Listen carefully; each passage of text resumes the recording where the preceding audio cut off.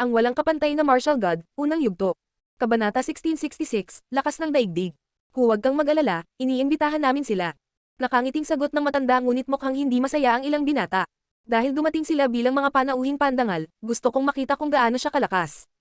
I doubt na worth it pa siya bilang guest of honor. Sabi ng binata. At bakit nila tinatago ang kanilang mga mukha? Anong ibig sabihin yan? Sabi ng isang magandang babae, nakatingin kina Mengqing at Kyuyuzin. Tumingin si Lin Feng sa mga matatanda, ngunit nanatili silang tahimik at walang pakialam ng ngumiti. Hindi naman napigilan ng mga matatanda na maging mayabang ang mga kabataan, malapit na silang maglakbay, kaya mabuti na lang at masigla sila. Ang matanda ay pinakagustong manood ng mga labanan sa pagitan ng mga kabataan. Alam din niya kung bakit masyadong mayabang ang kanilang mga kabataan, ito ay dahil ipinagmamalaki na nila ang pagiging miyembro ng World Clan. Hinubad ni na Mengqing at Kyuyuzin ang kanilang mga naka-plated na sombrero na kawayan at maskara upang ipakita ang kanilang tunay na mukha. Maraming kabataang lalaki ang napalunok nang makita ang kanilang mga mukha. Napakaganda, lalo na si Mengqing, ang isa ay mukhang maganda rin, ngunit hindi kasing ganda ni Mengqing. Ang mga kababaihan ng Snow Clan ay maalamat, lalo na sikat sa kanilang kagandahan. Sa kasamaang palad, mayroon na siyang isang tao, kung hindi, magiging perpekto siya para sa aming angkan sa kanyang monarkiya na katawan. Isip ng matanda.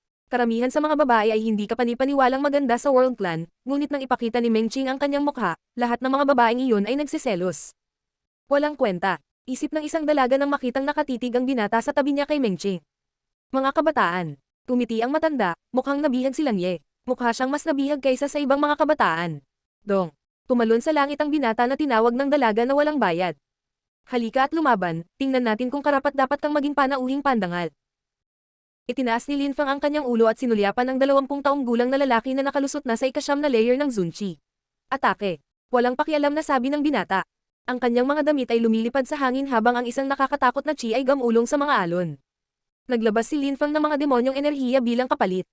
Kinamayan ng binata ang kanyang mga kamay at ang mga sayan na ilaw ay bumakas sa kalangitan, at bagamat ginamit ni Lin Feng ang kanyang Deadly Demon Punch, parehong nawawala.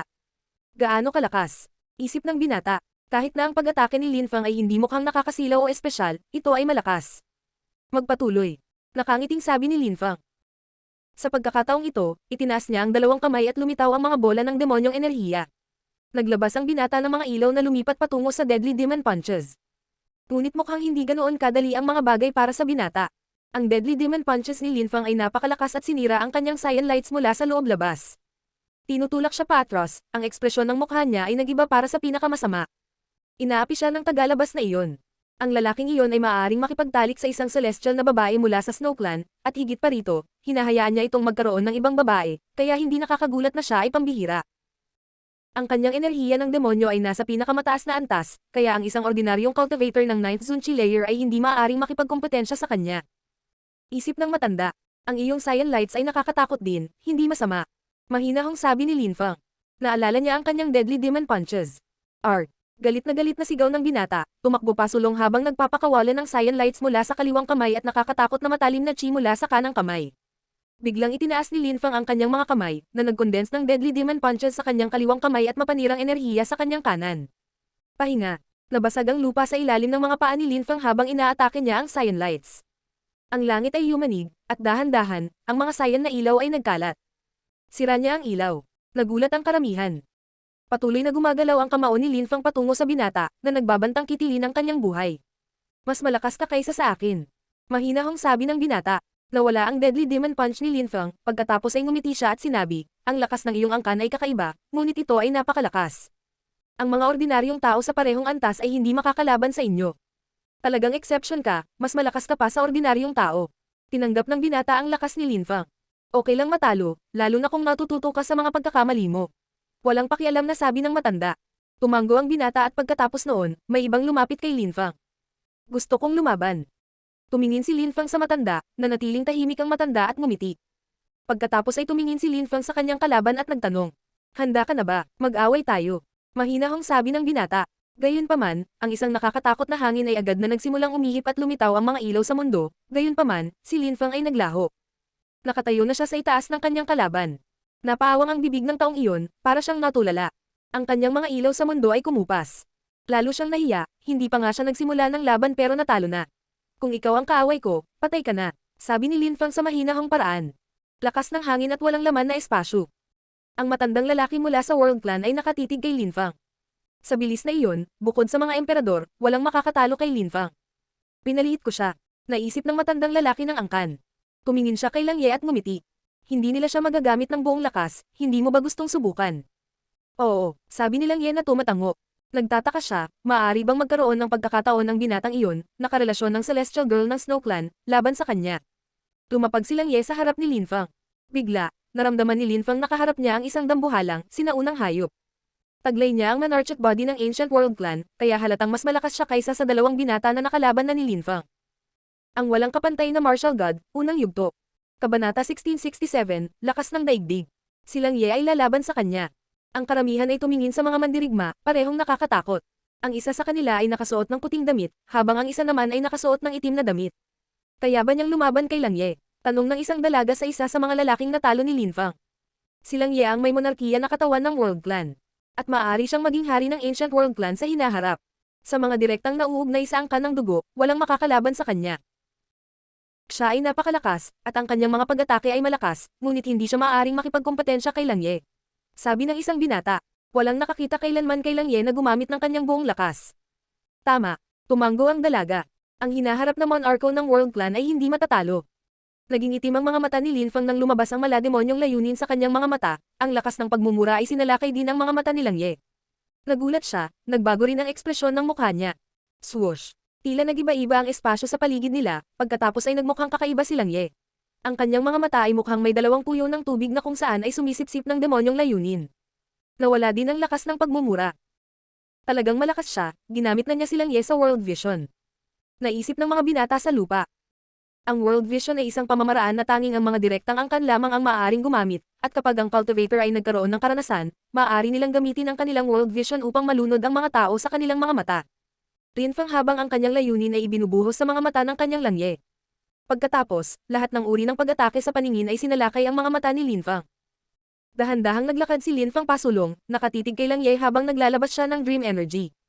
Nagulat muli si Lang Ye, ngayon ay may iba't ibang uri ng lakas na umaatake sa kanya.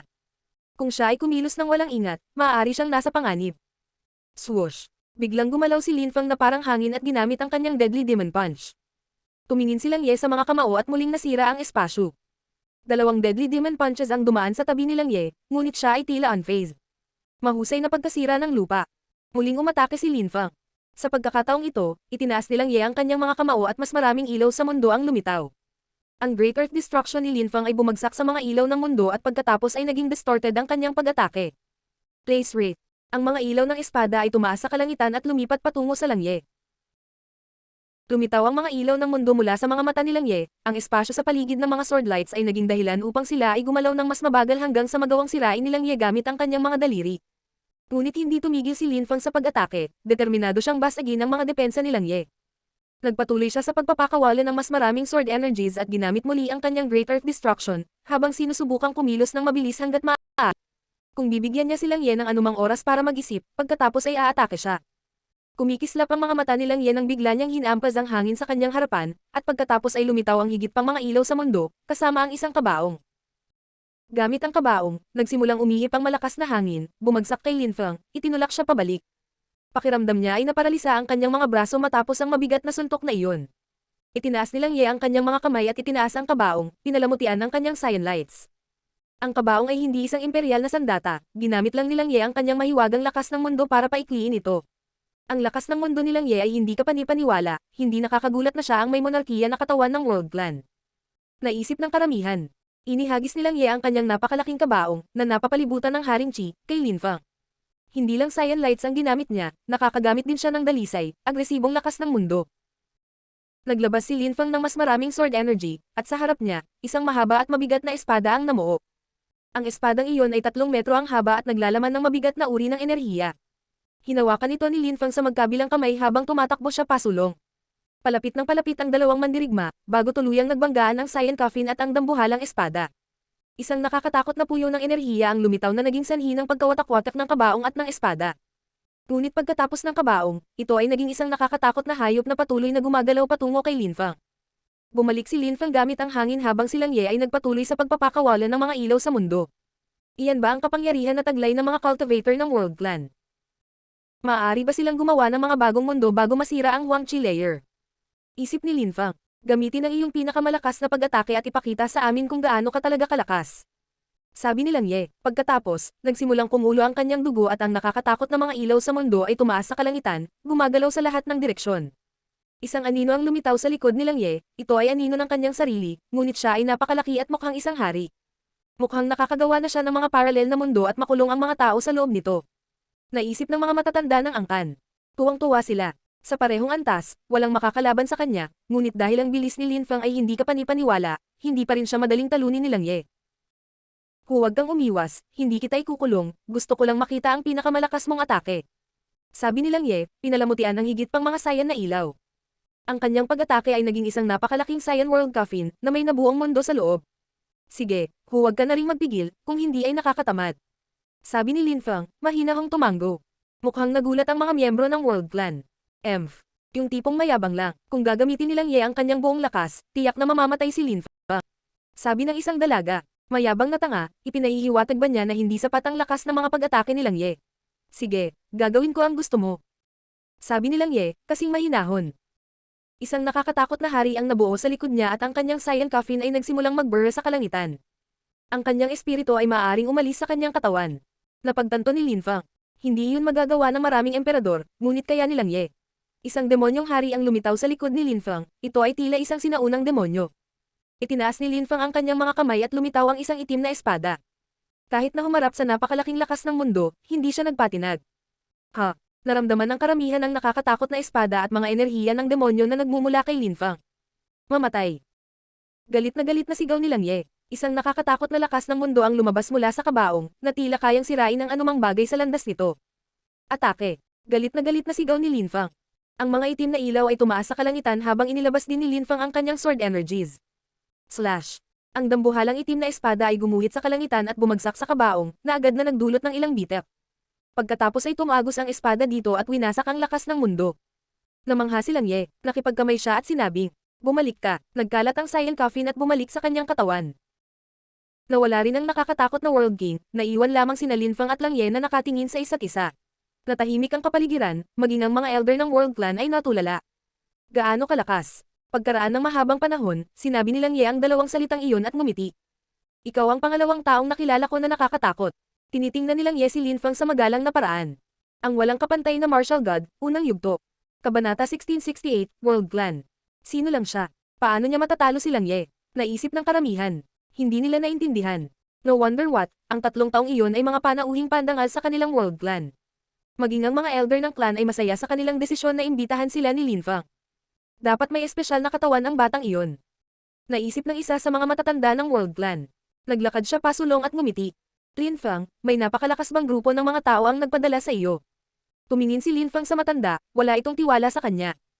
Ipinanganak ako sa isang maliit na lugar, at mayroon akong espesyal na katawan na nagpapahintulot sa akin na maunawaan ang 10 iba't ibang uri ng abstruse energies, ngunit nagsimula lang akong makinabang mula sa katawan kamakailan. Galing talaga ako sa hindi kilalang pamilya. Sabi ni Lin Feng. Ang matanda ay nabigla. Isang katawan na nagpapahintulot sa iyo na maunawaan ang 10 iba't ibang mga uri ng hindi nakakagulat na enerhiya, hindi nakakagulat na naramdaman ko ang napakaraming iba't ibang uri sa iyong huling pag-atake ng espada, na perpekto ang dapat kong idagdag. Tumanggo ang matandang lalaki. Gumagamit silang Ye ng lakas ng mundo, at mayroon na siyang lakas ng isang mababang antas na emperador kasama nito. Nagawa mong sirain ang kanyang kabaong, na nangangahulugan na maaari mo nang sirain ang maliliit na mundo ng mga mababang antas ng emperador. Ngayon ay naunawaan na ni Lin Feng kung ano ang ibig sabihin nito, sa kanyang lakas sa mundo, magagawa nilang Ye ang isang maliit na mundo na kasing paglaban ng maliit na mundo ng isang mababang antas na emperador. Iyon ang dahilan kung bakit nagawa na nilang Ye ang maliliit na mundo kahit na hindi pa siya nakakalusot sa Huangqi layer. Hindi nakakagulat na ang isang magandang babae mula sa Snow Clan ay nahulog sa iyo. Ikaw ay malakas, ikaw ay matalino, at mayroon kang isang katawan na nagbibigay daan sa iyo upang maunawaan ang 10 iba't ibang uri ng abstruse energies. Ikaw at ang mga miyembro ng World Clan ay dapat na maging magkaibigan at magpalitan ng mga pananaw tungkol sa paglilinang. Sabi ng matanda na nakangiti pa rin. Hindi talaga ako karapat-dapat ng labis na papuri, guro. Magalang na sagot ni Lin Feng. Nakipagkamay ang matanda at ngumiti. Lin Feng, sa hinaharap, dapat kang maging mas malakas, kung hindi, hindi mo mapoprotektahan ang iyong mga asawa. Hindi mo maiisip kung gaano kalakas ang Snow Clan. Kumunat ang noo ni Lin Feng. Ang Snow Clan ay isang misteryoso at sinaunang angkan ng hayop. Talagang nakakatakot sila ngunit bakit si Meng Qing, isang batang babae na may celestial body ng Snow Clan, ay napunta sa isang maliit na mundo? Ang tanging dahilan ay alam ni Mother Master. Guro, gaano kalakas ang Snow Clan? Tanong ni Linfang. Hindi mo maisip. Dumadaan sila sa isang maunlad na panahon ngayon habang para sa amin, ang mga panahon ay nagbabala. Sabi ng matanda, sa lakas ng Ancient World Clan, dapat ay mas malakas pa sila kaysa sa Everlasting Palace. Kaunti lang ang alam ko tungkol sa kanila, kaya hindi ko maisip kung gaano kalakas ang mga sinaunang angkan. Isip ni Linfang. Bukod dito, gusto ng maraming tao ang mga sinaunang kasulatan ng Snow Clan. Kung hindi lalaban si Mengqing, hindi siya masyadong papansinin ng mga tao, ngunit kung talagang lalaban siya, mahulaan ng ilang napakalakas na cultivator kung ano ang tunay niyang katayuan sa lipunan at hahabulin siya. Kung hindi siya protektahan ng Snow Clan, hindi siya makakapaglakbay ng malaya, at kung makatagpo siya ng ibang mga angkan ng hayop, maaaring maging mapanganib ang mga bagay para sa kanya. Sabi ng matanda, pinigilan siya ni Linfang at tinanong, ano ang ibig mong sabihin, guro? Kung tatanggapin niya, pwede siyang mag-cultivation dito. Bukod dito, tutulungan din siya ng ating malalakas na cultivator na maging mas malakas. Maaari pa nilang garantyahan ang kanyang kaligtasan kapag naglalakbay siya. Sabi ng matanda. Kumunat ang noo ni Linfang, hindi niya maintindihan ang ibig sabihin ng matanda. Sinusubukan ba niyang isama si Mengqing sa kanilang clan? Nakita ng matanda na mukhang nag-aalinlangan si Linfang at sinabi, Linfang, ikaw ay mga panauhing pandangal dito at ikaw ay napakalakas. Dapat maging magkaibigan kayo nilang Ye. Gusto kong pumunta siya at maglakbay, para makasama mo siya habang si Mengqing ay maaaring manatili dito sa World Clan kasama natin. Hindi ba't malaking ginhawa kung ligtas siya rito? Sa katayuan ko sa lipunan, walang makakasira sa kanya. Magiging win-win relationship to. Kung tutusin, kung gusto ng World Clan na bumangon muli, kailangan din nating makipagtulungan sa ibang tao. Siyempre, kung hindi mo tatanggapin, hindi kita pipilitin. Ito ay isang panukala lamang. Pagkatapos ng lahat, ang pagkakaroon ng celestial body ng Snow Clan ay nagbibigay sa kanya ng isang napaka-espesyal na katayuan sa lipunan. Naiintindihan na ngayon ni Linfang. Kung tinulungan ng World Clan si Mengqing, ito ay magiging lubhang kapaki-pakinabang para sa kanya. Pagkatapos ng lahat, ang World Clan ay isang sinaunang clan tulad ng Snow Clan. Kaya naman, gamaan ang loob ni Linfang.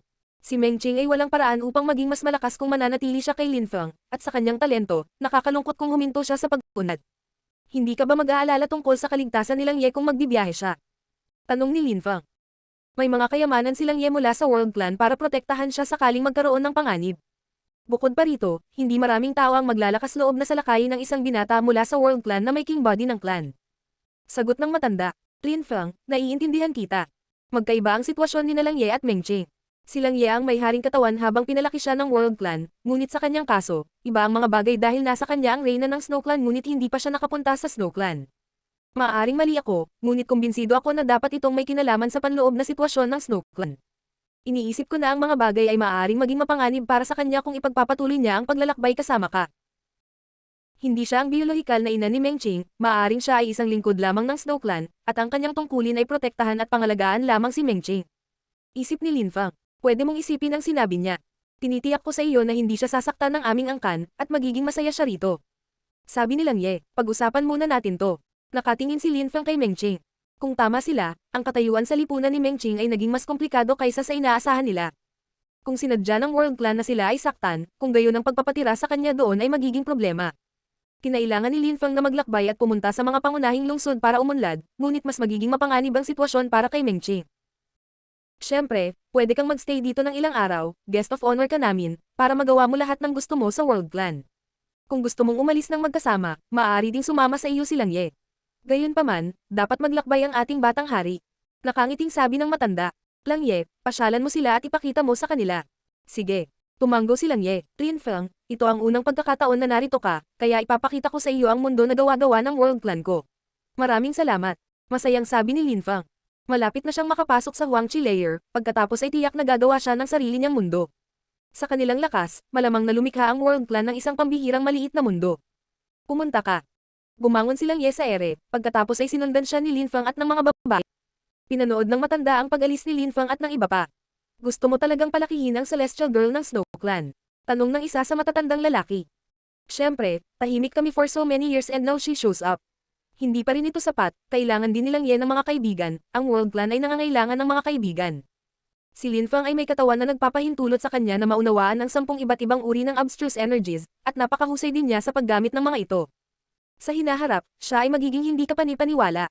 Bagamat malayo pa ang kanyang lalakbayin, isipin sa loob ng 1,000 taon, maaaring isa na lang siyang public figure ng kontinente. Paano ang Snow Clan? Tanong ng isa pa, kailangan natin maging taos-puso. Kailangan nating magsikap na palakihin din ang babae, kahit mabaigo kami, magpapasalamat pa rin siya. Sabi ng matanda. Yung iba walang sinabi. Ang walang kapantay na martial god, unang yugto. Kabanata 1669, Desisyon. Kara-rating lang ni Linfang sa kanilang kastilyo at nakikita na niya na mayroong hindi mabilang na malalakas na cultivator. Pagkaraan ng ilang oras, napagtanto niya na kahit na ang World Clan ay napakalakas kumpara sa ibang mga grupo, mayroon pa rin silang mga mas mahinang tao. Ang kanilang dugo ay naisalin mula sa henerasyon hanggang sa henerasyon sa mahabang panahon, kaya natural itong hamina. Tanging ang may king type na katawan ang magkakaroon ng makapangyarihang bloodline. Langye, kinokontrol ng iyong angkan ang world strength, ngunit gumagamit din ba sila ng iba pang uri ng lakas? Tanong ni Linfang. Si Linfang at Langye ay naging magkakilala na, kaya komportable siyang itanong ang tanong na ito. Siyempre, ginagawa namin. Ngunit mayroon akong king body ng World Clan, kaya ang iba ko pang mga uri ng lakas ay hindi masyadong maganda dahil karamihan ay nagsasanay ako ng paglilinang ng mundo. Maraming mga tao dito ay nag-aaral din ng iba pang mga uri ng lakas bagaman. Ito ay napakamaginhawa para sa paglilinang sa mundo, makikita mo. Masayang sagot ni Langye. Ang mga taong hindi mula sa World Clan ay hindi maaaring gumamit ng lakas ng mundo sa antas na kaya natin, kung minsan ay hindi nila ito makokontrol. Sabi ni Langye, parang may tiwala sa sarili. Noon, nang ang aking angkan ay maunlad at makapangyarihan, isa sa aking mga ninuno, isang walang katulad na cultivator, ay may mga kapangyarihan sa paglikha ng mundong celestial. Maraming maliliit na mundo ang nilikha ng aking mga ninuno. Isang walang katulad na cultivator, gaano kalakas? Isip ni Linfang, kapag ang World Clan ay maunlad at makapangyarihan, ito ay malamang na nakakatakot. Ang grupo ay nagpatuloy sa pagtakbo hanggang sa maramdaman ni Linfang na umiinit ang mga bagay. Ano ang nangyayari? Tanong ni Linfang. Sumama ka sa akin at maiintindihan mo. Nakangiting sabi ni Langye. Araw. Kumunat ang noo ni Linfang, parang may napakalaking araw na papalapit sa kanila. Itinaas ni Linfang ang kanyang ulo at tumangala sa araw. Sa itaas ng mga ito, mayroong mas maraming araw kaysa sa dapat. Sa wakas, si Linfang at ang iba pa ay dumating sa harap ng mga araw na iyon, mataas sa kalangitan. Ano yan? Tanong ni Linfang. Isang mundo na nilikha ng isa sa ating mga ninuno. Ito ang mundo ng araw, mayroon din tayong mga mundo ng yelo at iba pa. Ang aming malalakas na cultivator ay gumagamit ng mga cosmic energies at mga espesyal na kapangyarihan upang likhain ang mga mundong ito. Mahinahong paliwanag ni Langye. Ang maliit na mundong ito ay naglalaman ng mga nakakatakot na enerhiya ng apoy. Kung ilalagay mo ang isa sa mga araw na iyon sa isang lungsod, maaari itong ganap na sirain, at kung gagamitin mo ang lakas ng mundo mula sa mundong ito, maaari kang magsagawa ng mga nakakatakot na pag-atake. Gusto mo bang pumunta at makita ang ibang mundo? Tanong ni Langye, ngunit umiling si Linfang. Gusto kong magstay dito ng ilang araw tapos babalikan kita, okay lang ba? Tanong ni Linfang. Sige, hihintayin kita sa lungsod kung saan tayo naroon. Huwag kalimutan ang sinabi sa iyo ng mga matatanda. Sabi ni Langye. Pagkatapos, tumalikod siya at umalis na parang walang pakialam. Tumingin si Linfang kay Mengqing at ngumiti. Mengqing, ano sa palagay mo? Linfang, dapat gusto mo akong manatili sa World Clan, di ba? Sabi ni Mengqing. Alam niya kung ano ang iniisip ni Linfang, nag-aalala siya sa kanya at sa kanyang kaligtasan. Kung mananatili ka sa akin at walang gagawin, hindi ka talaga uunlad. At sinabi mismo ng World Clan, nasa iyo ang celestial body ng Snow Clan, kaya mapanganib para sa iyo ang paglalakbay. Sa palagay ko ay dapat kang manatili dito at pupunta ako at makikita-kita tuwing magagawa ko. Sabi ni Linfang, nakangiti. Tumiti si Mengqing at tumango. Sige, palagi akong makikinig sa iyo. Ayaw ni Mengqing na layuan si Linfang, ngunit hindi niya ito maprotektahan tulad ng dati. Magiging pabigat siya kung mananatili siyang kasama nito sa lahat ng oras. Dahil mayroon siyang celestial body ng Snow Clan, kailangan niyang pahalagahan ang kanyang katawan at maging malakas at, sa hinaharap, kung gayon sina Linfang at Mengqing ay magiging isang mas mahusay na koponan. Kailangan din nilang malaman ang tungkol sa kanyang mga alaala, ano ang mali sa kanyang memorya. Bakit hindi niya maalala ang ilang bagay? Kahit papaano sa World Clan, magiging malaya siya. Kung namiss niya ito ng sobra, baka mapuntahan siya nito. Hinaplos ni Linfang ang mukha ni Mengqing at ngumiti, umaasa siyang tutulungan siya ng World Clan na maging mas malakas. Nananatili niyang ganoon si Mengqing sa kanya sa loob ng napakaraming taon, ngunit ito ay isang pagkakamali, maaari sana siyang maging mas malakas kung siya ay nasa isang mas magandang kapaligiran. Itinaas ni Linfang ang kanyang ulo at lumitaw ang kanyang TNG sword. Agad itong nagsimulang gumalaw sa mundo ng araw. Ang TNG sword ay nagtiis ng milyon-milyong pag-atake upang maging ganoon kalakas, gayunpaman, ito ay isang kaluluwa lamang, ang kaluluwa ni Linfang ay lumaki kasama ng kaluluwa ng espada. Ang mundong iyon ay napuno ng apoy ng araw, na perpekto para linisin ang kanyang espada. Pupunta ako at tingnan. Bumangon si Linfang sa hangin at lumipad patungo sa araw. Sinimulan siyang sunugin ng araw, ngunit habang papalapit siya, napansin niyang may nagsasanay sa pagtatanim at nilalamon ang lakas ng apoy ng araw. Nakalimutan ni Linfang ang lahat, pagkatapos ay ipinikit niya ang kanyang mga mata at umupo sa araw. Nagsanay siya ng cultivation kasama ang kanyang TNG sword. Sa ikapitong araw, umalis si Lin Feng sa mundo ng araw. Samantala, magkasamang naglalakad sina Yuzin at Meng Qing sa World Clans Kingdom. Natagpuan ni Lin Feng ang ilang mga espesyal na mundo, tulad ng kung minsan, tumalon siya sa mga talon at napagtanto na isa pang mundo ang nasa likuran nila. Minsan, lumakad siya sa bundok at bigla na lang nasa ibang mundo.